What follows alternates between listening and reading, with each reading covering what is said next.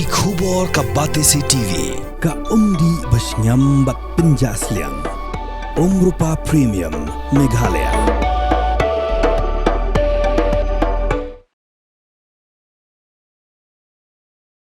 Shisien Biang le post-mortem yakamet jong norway bapaw na Azam u Zubeen kar.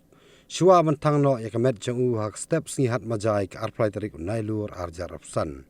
An Thang yakamet u Zubeen hakapor khandai baje mustem. Nrai Shuwa yakani an le Biang yak post-mortem ka basdang nadu ka nya baje mustem ha Guwahati Medical College. But yakani ka post-mortem an pej benia dagi doktor rangba jong ka AIMS Guwahati. Yakani la pentib do menteri rangba ka Assam Himanto Biswa Sarma.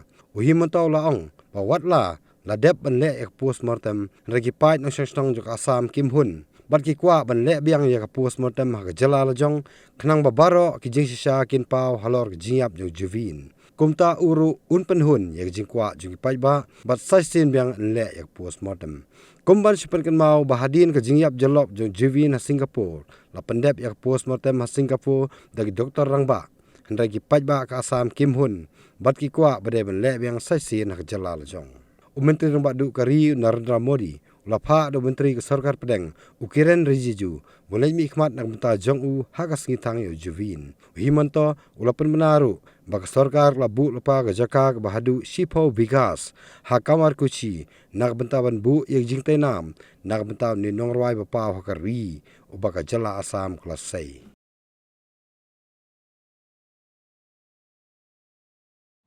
I myself is a big fan of Zubeen, and I personally feel that he should be above controversy the way, because the post-mortem report cannot be better than Singapore in Guwahati, because they are technically much better place than Guwahati.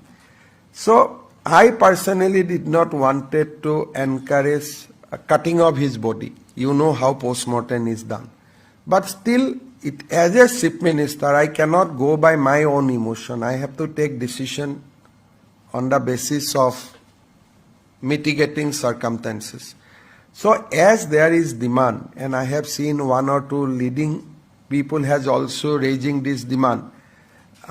So we have decided to accept the demand, and morning it will take 2 hours. We will go through the process. And his family also consented. His wife, I discussed with his wife through Pavitra, and the family has also said that okay, let it be done. We have no problem.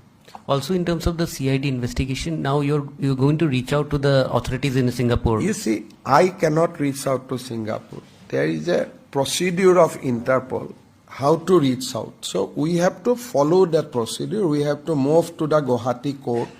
The Guwahati court will issue a letter rogatory. So on that, with that letter rogatory, our people will go to Singapore, and I believe that Singapore will cooperate.